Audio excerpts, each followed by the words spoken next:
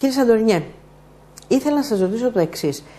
Είχατε γράψει ένα άρθρο που μάλιστα πολυκυκλοφόρησε, γιατί το είδα και σε αθηναϊκά μέσα ενημέρωσης και σε αθηναϊκά site, και πλέον τα site είναι στη μόδα. Ναι, έτσι, είναι όλοι το ξέρουν κύριο να μέσο ψάχνουν. ενημέρωσης. Η αναζήτηση στο Google έχει γίνει πάρα πολύ έτσι, την ξέρουν όλοι, την γνωρίζουν όλοι. Λοιπόν,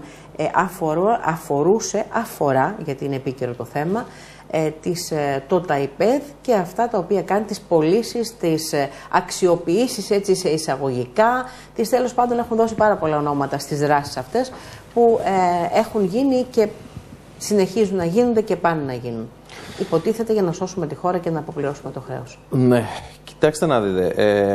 Βλέπει κανείς ότι οι αξιοποιήσεις σε χιλιάδες εισαγωγικά ουσιαστικά οδηγούν στο ξεπούλημα του συνόλου του νησιού, θα έλεγα, και έχουμε και είμαστε τυχεροί μέσα στην ατυχία μας εδώ πέρα στη Ρόδο, γιατί εδώ πέρα πολλά κτήματα τα είχαν οι Ιταλοί δημόσια κτήματα και επομένως πάνε να αξιοποιήσουν σε πάρα πολλά εισαγωγικά πάρα πολλά δημόσια κτήματα. Έτσι όπως τα έχουμε υπολογίσει και χωρίς να έχουμε το σύνολο, όλη την εικόνα των ακινήτων που έχουν περάσει το ΤΑΙΠΕΔ, είναι περίπου 60.000 στρέμματα. Αυτά που έχουν περάσει, δηλαδή. Αυτά που έχουν περάσει στα χέρια του ΤΑΙΠΕΔ. Όπου εκεί πέρα βρίσκονται σχεδόν όλες οι ακτές της ανατολικής πλευράς. Βρίσκονται δάση, βρίσκονται περιοχές ιδιαίτερου πολιτισμικού ενδιαφέροντος, βρίσκονται κτίρια πολιτιστικού ενδιαφέροντος, βρίσκονται και εγώ δεν ξέρω τι, ένα μόνο θα σας πω, ότι περιμετρικά της Καλιθέας όλα τα ακίνητα περιμετρικά της Καλιθέας πωλούνται, αφήνοντας το ακίνητο της Καλιθέας χωρίς πρόσβαση. Για να μπορέσεις να περάσεις θα περνάς από ιδιωτικό ακίνητο. Λοιπόν, αν βλέπει.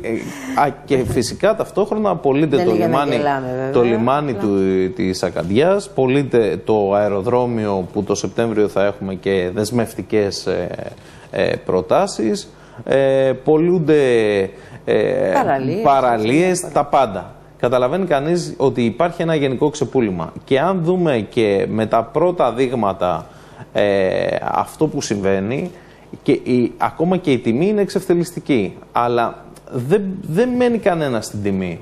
Δηλαδή, δεν είναι μόνο ζήτημα της τιμής. Όταν με τα νομοσχέδια για τον Αιγιαλό και την παραλία που έρχονται, όταν με το νομοσχέδιο για το δασικό νομοσχέδιο που περνάει αυτές τις μέρες από τη Βουλή, βλέπετε ότι ουσιαστικά θα αποκλειστεί η πρόσβαση στις καλύτερες παραλίες του νησιού, στις καλύτερες παραλίες όλης της Ελλάδας, θα έλεγα, συνδυαστικά είναι όλα αυτά, και ταυτόχρονα θα πουληθούν ολόκληρα κομμάτια δασών.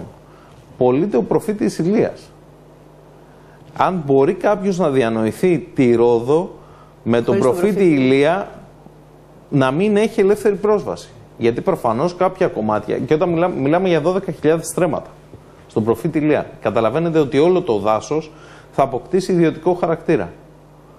Επομένως, για να μπορείς να πας να κάνεις τη βόλτα σου, πιθανόν να χρειάζεται να πληρώσεις εισιτήριο. Δεν ξέρω κι εγώ τι μπορεί να σκεφτούν.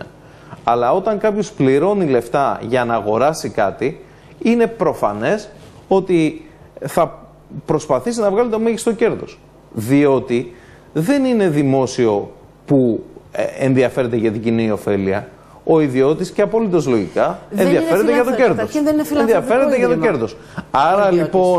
Άρα λοιπόν, όταν θα πας στην παραλία θα πληρώσεις, όταν θα πας στο δάσο για να κάνεις την βόλτα σου θα πληρώσεις, όταν θα πας να ταξιδέψεις θα πληρώσεις αυξημένο φόρο για να μπορέσεις να βγάλει στο εισιτήριό σου, και το έχουμε πει αυτό και άλλες φορές. Ας δει κάποιος τη διαφορά του εισιτηρίου πηγαίνοντας για Αθήνα και επιστρέφοντας από Αθήνα. Θα δει ότι υπάρχει μια διαφορά της τάξης των 16 ευρώ. Αυτά τα 16 ευρώ είναι αυτά που παίρνει το Ελευθέριο Επενιζέλους γιατί είναι ιδιωτικό. Το ίδιο λοιπόν θα συμβεί. Θα εξισωθεί προς τα πάνω το εισιτήριο, γιατί αυτά τα 16 ευρώ θα τα παίρνει ο ιδιοκτήτης του αεροδρομίου της Ρόδου. Θέλω να ρωτήσω, κύριε Σαντορινιέ, είπατε για την παραλία ότι δεν θα έχει πρόσβαση ο Ροδίτης στην παραλία κτλ. Το ξέρει ο κόσμος, το έχει καταλάβει ο κόσμος. Δεν ξέρω αν το έχει καταλάβει. Εσείς τι αντιλαμβάνεστε? Αντιλαμβάνομαι ότι σιγά σιγά το καταλαβαίνει. Γιατί καταλαβαίνει ότι πλέον το όλο ξεπούλημα είναι αδίστακτο και ότι τα συμφέροντα είναι πολύ μεγάλα. Αλλά αυτό που πρέπει να καταλάβει ο κόσμος είναι ότι πάρα πολλοί τουρίστες ερχόμενοι, ας πούμε από την Ιταλία, μου λέγει ένας ξεναγός, ότι τους κάνει εντύπωση που οι παραλίες είναι ελεύθερες και μπορούν να πάνε χωρίς να πληρώσουν.